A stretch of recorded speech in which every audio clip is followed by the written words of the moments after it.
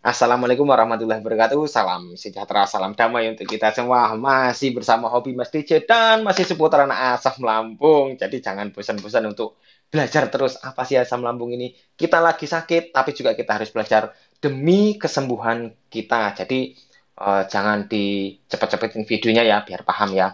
Yang belum subscribe, silahkan dulu di subscribe karena dengan subscribe Anda saya juga lebih semangat berbagi supaya channel ini terus berkembang. Doakan supaya channel ini berkah dan bermanfaat untuk kita semua. Yang menyimak video ini saya doakan semua insya Allah lega sembuh tanpa terkecuali mau Anda agamanya apa, mau Anda sukunya apa, tetap saya doakan semoga semuanya bisa sembuh. Karena memang sudah pernah juga saya bilang di video saya sebelumnya, siapapun kita yang terkena asam lambung ini rasanya sama, takut matinya sama, cemasnya sama, takut keluar rumahnya sama, keliling-kelingannya sama, kunang-kunangnya matanya sama, tidak fokusnya sama, mata seperti buram ya sama, kelupanya ya sama.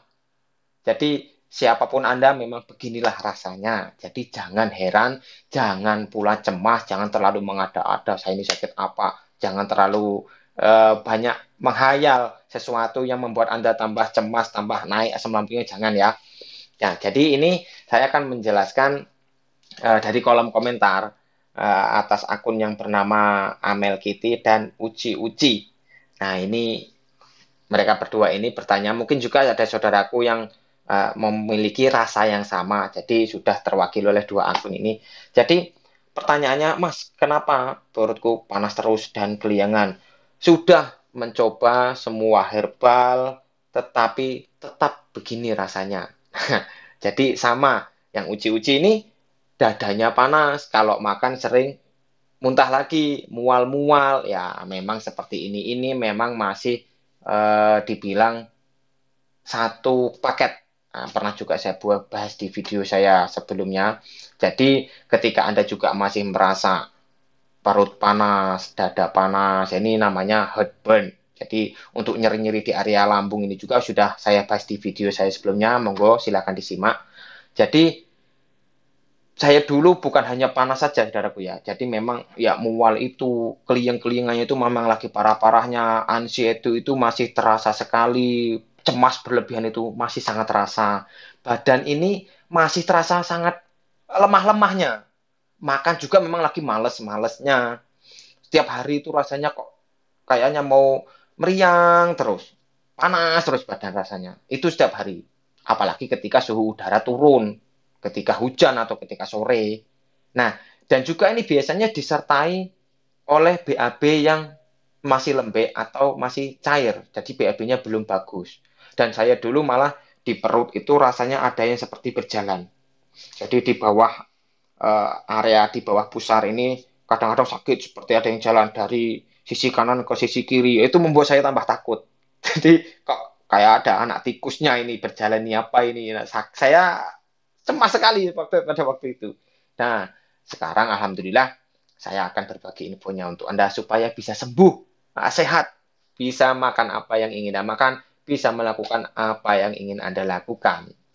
Jadi saya doakan siapapun Anda yang menyimak video ini, saya doakan mudah-mudahan lekas sembuh, sembuh total, bukan hanya sembuh. Jadi ketika sembuh total itu sudah tidak kambuh-kambuh lagi, sudah tidak merasakan sensasi apa-apapun. Pokoknya sudah normal seperti orang normal memang.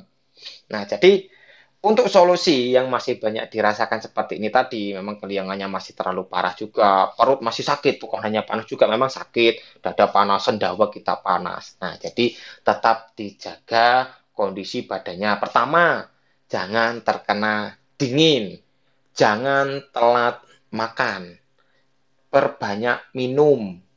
Jadi makan ini diusahakan sering. Jika tidak ingin sering makan, selah antara makan siang dan makan sore atau makan pagi ke makan siang itu ngemil. Nah, seperti yang sudah pernah saya jelaskan. Jadi yang dimakan ini juga sayur dan lauknya boleh ditiru tips saya yang sudah saya jelaskan juga di video saya sebelumnya. Jadi memang penanganannya harus memang lebih ekstra karena ini memang fase awal. Kita masih lama untuk sembuh jika kita masih mengalami ini masih lama. Tapi jangan cemas, jangan khawatir. Sembuh, sembuh, insya Allah sembuh. Jika ingin mengonsumsi herbal, Ini sebaiknya yang memang sudah saya jelaskan di part 5. Disimak dulu videonya, baru dipraktekkan.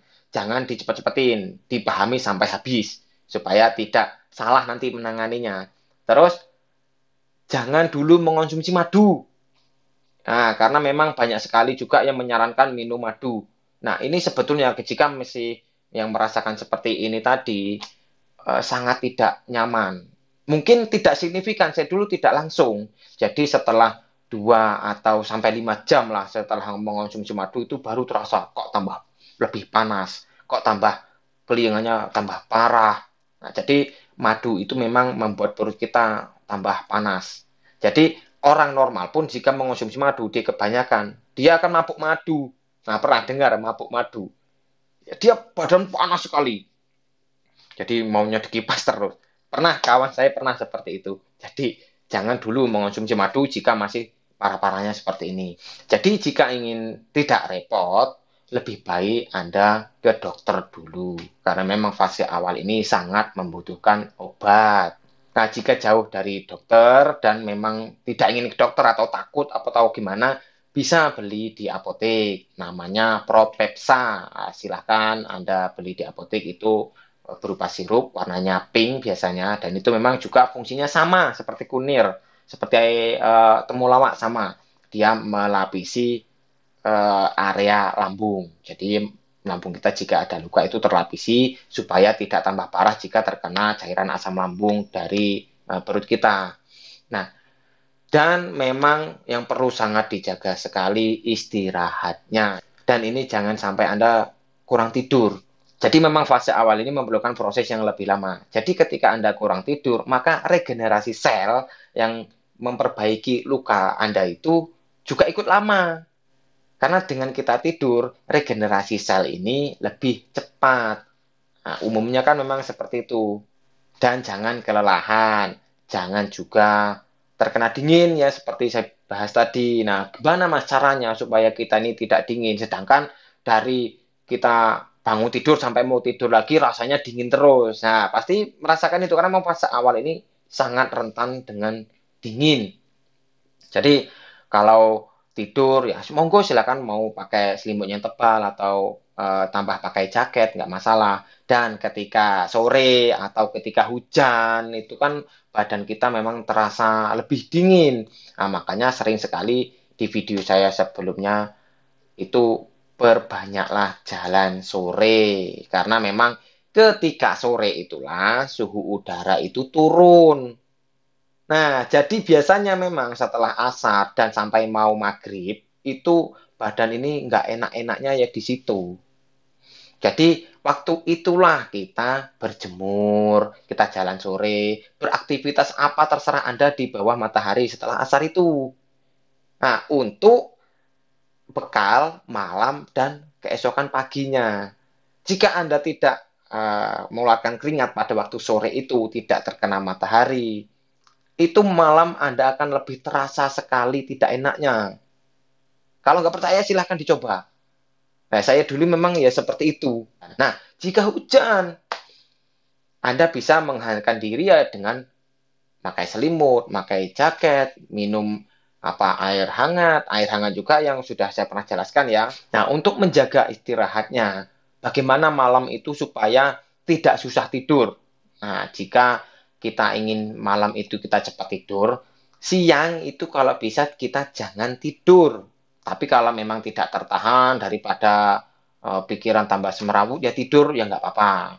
Tetapi jangan dekat-dekat ketika mau sore, ketika jauh sudah jam 12 lewat atau jam 1 itu kalau mau tidur tidur dulu. Nanti sekitar jam 3 itu bangun terus Anda mencari keringat setelah asar. Jadi jangan tidur ketika sore waktu kita seharusnya kita jalan sore tadi. Nanti kalau Anda tidur di waktu itu dan Anda terbangun ketika mau maghrib atau ketika maghrib, nanti akan lama Anda mau tidur malam. Anda akan susah karena memang sudah bangun tidur. Nah, jadi ketika kita tidur siang, terus sore kita mencari keringat, badan akan terasa lelah, bukan lelah pikiran. Kalau kita lelah pikiran, ya memang susah tidur. Tapi kalau dicampur juga dengan lelah badan, lelah fisik kita memang lelah, kita akan lebih cepat tertidur. Walaupun cemas kita masih ada, walaupun anxiety kita masih sering datang. Yang penting ketika Anda sudah menonton video ini kan Anda sudah tahu, oh cemas yang Anda rasakan itu hanya sensasi. Jangan terlalu mengada-ada, jangan terlalu menghayal yang tidak-tidak. Pokoknya pahamilah, kita itu sedang sakit. Jadi wajar jika banyak sensasi, banyak gejala yang kita rasakan memang wajar. Dan memang semua orang yang terkena asam lambung ini juga memang merasakan itu. Ingat ya, semua. Berarti apa? Tidak memandang suku, agama, bangsa, apapun, siapapun Anda, kalau memang terkena asam lambung, ya begitulah rasanya. Makanya kita harus saling mensupport, saling mendoakan supaya kita semua lekas sembuh. Ketika kita sudah sembuh kan kita bisa beraktivitas dengan normal, kita bisa yang masih sekolah ya kita bisa sekolah dengan santai, berpikirnya juga bisa lebih enak. Yang kita mencari nafkah juga dengan rasa tidak was-was, dengan rasa memang kita santai, kita memang normal, kita sudah sembuh. Nah, jadi jangan sampai lama-lama sembuhnya, jangan seperti saya. Oke, saudaraku, jangan ragu untuk meng-share video ini ke kerabat kita atau ke keluarga kita yang memang sedang sakit asam lambung. Insya Allah lekas sembuh. Jika ada kurang, ada salah kata, saya mohon maaf. Kepada yang kuasa, saya mohon ampun. Jika ada benarnya, itu memang untuk Anda. Saya doakan, mudah-mudahan lekas sembuh. Assalamualaikum warahmatullahi wabarakatuh. Salam damai.